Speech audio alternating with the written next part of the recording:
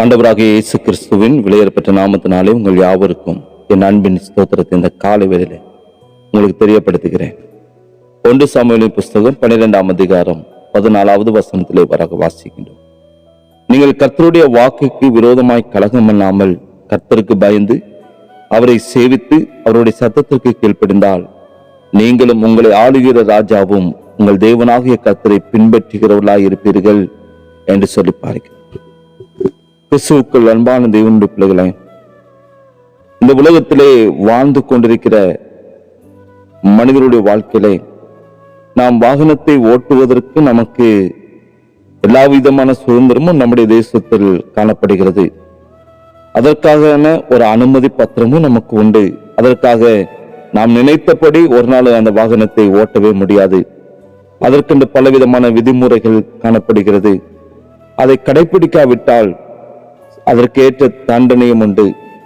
அந்த விதிமுறைகள் மக்களுக்கு மாத்திரமல்ல, எல்லா அதிகாரிகளுக்கும் சரியாக அந்த விதிமுறை காணப்படுகிறது.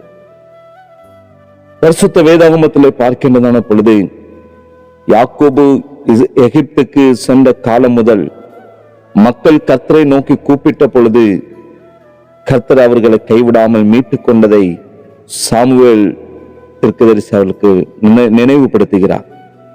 கர்த்தரே அவர்களுக்கு ராஜாவாக காணப்பட்டு சத்துருக்களை மேற்கொண்டு வெற்றிகளை அவர்களுக்கு கொடுத்த பொழுதும் இவர்கள் தங்களுக்கு ஒரு ராஜா வேண்டும் என்று சொல்லி அவர்கள் கேட்கிறார்கள். கர்த்தருக்கு அது துக்கத்தை கொடுத்தாலும் அவர்கள் கேட்ட ராஜாவை கர்த்தர் சொன்னபடி சாமுவேல் மக்கள் முன்பாக நிறுத்தி அவர் சொன்ன ஒரு காரியம், நீங்களே கர்த்தருடைய வார்த்தைக்கு விரோதமாய் கலகம் பண்ணாமல் கர்த்தருக்கு பாய்ந்து அவரை சேவித்து அவருடைய சத்தத்திற்கு கீழ்ப்படிந்தால் நீங்களும் உங்களை ஆளுகிற ராஜாவும் உங்கள் தேவனாகிய கர்த்தரை பின்பற்றுகிறவர்களாய் இருப்பீர்கள் என்று சொல்லி, நீங்கள் இன்னமும் பொல்லாப்பை செய்யவே செய்வீர்களானால் நீங்களும் உங்கள் ராஜாவும் நாசம் அடைவீர்கள் என்று சொல்லி தீர்க்கதரிசி சொல்லுகிறார்.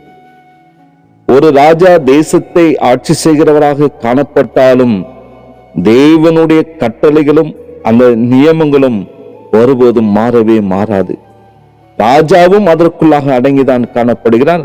கர்த்தருடைய அந்த கட்டளைகளையும் நியமங்களையும் கண்டிப்பாக அவன் கடைபிடிக்க வேண்டும். அது மாத்திரமல்ல, கர்த்தர் உங்களுக்கு தமக்கு ஜனமாக்கி கொள்ள பிரியமானபடினாலே கர்த்தர் தம்முடைய மகத்துவமான நாமத்து நிமித்தம் தம்முடைய ஜனத்தை கைவிட மாட்டார் என்று சொல்லி அவர்களை தைரியப்படுத்துகிறார். கர்த்தரை விட்டு பின்வாங்காமல் கர்த்தரை முழு இருதயத்தோடு கூட சேவிக்கும்படி அவர் ஆலோசனை சொல்லுகிற சாமுவேல் தீர்க்கதரிசியை குறித்து நாம் இங்க பார்க்கிறோம். கண்பான தேவனுடைய பிள்ளைகளை, தேவனுடைய கட்டளைகளுக்கு யாருக்கும் ஒரு நாள் விதி விலக்கே அல்ல. அவருடைய கட்டளைக்கு எல்லாரும் கீழ்ப்படிந்து ஆக வேண்டும். அது எப்பேற்பட்ட மனிதனானாலும் சரி, எப்பேற்பட்ட பெரிய பெரிய உயர்ந்த மனிதர்களானாலும் சரி, கர்த்தருடைய கட்டளைக்கு எல்லாரும் கீழ்ப்படிந்தே ஆக வேண்டும். எந்த ஒரு மனித செயலும் அவருடைய நியாய தீர்ப்புக்கு ஒரு நாள் தப்பவே முடியாது.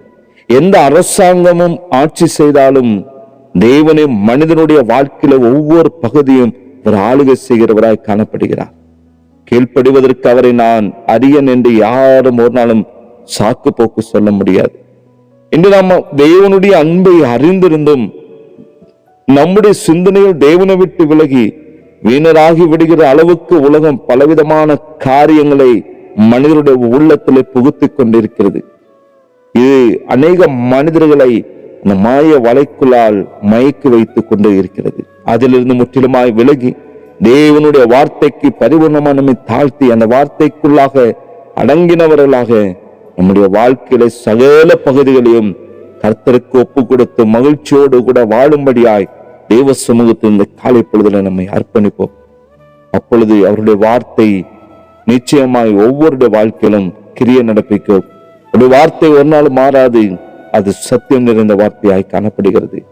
எனவே கிறிஸ்துவுக்குள் அன்பான தேவனுடைய பிள்ளைகளை, பேர்பட்ட மனிதர்கள் ஆனாலும் சரி, கர்த்தருடைய வார்த்தைக்கு விரோதமாய் கலகம் செய்யாதவர்களாக, அவருடைய வார்த்தைக்கு பயந்து அவரை சேவிக்கிறவர்களாக, அவருடைய சத்தத்துக்கு கீழ்ப்படுகிறதான பொழுது நிச்சயம் கர்த்தர் ஒவ்வொரு நாட்களும் உங்களோடு கூட இருந்து வழி நடத்துவார். அவருடைய கரத்தில் அர்ப்பணிப்போம். தெய்வ கிருபை, சமாதானம் யாவரோடும் கூட இருப்பதாக. ஜெபிக்கலாம். அன்பின் நல்ல பிதாவே, இந்த காலை வேலைக்காக நாங்கள் நமக்கு நன்றி செலுத்துகிறோம் ஆண்டவரே. ஒவ்வொரு நாட்களும் நம்முடைய வார்த்தைக்கு கீழ்ப்படுகிறவர்களா, நம்முடைய சத்தத்தை கேட்டு ஆண்டவரே, தெய்வ சமூகத்தில் கீழ்ப்படுதலோடு கூட ஒவ்வொருவரும் தங்களை அர்ப்பணிக்க தகப்பனே, இந்த காலை பொழுது அப்படிப்பட்ட கிருபைகளை என் தேவன் கொடுப்பீராக. உமக்கு பிரியமானதை செய்து இந்த வார்த்தைக்கு கட்டுப்பட்டு நடக்க தகப்பனை யாவருக்கு அப்படிப்பட்ட பலத்தையும் சத்துவத்தையும் ஞானத்தையும் என் தேவன் இந்த காலை பொழுதுல கொடுத்து வழி நடத்தும். ஆசீர்வதிங்க. இயேசுவின் நாமத்தை ஜெபிக்கிற நல்ல பிதா. ஆமேன், ஆமேன்.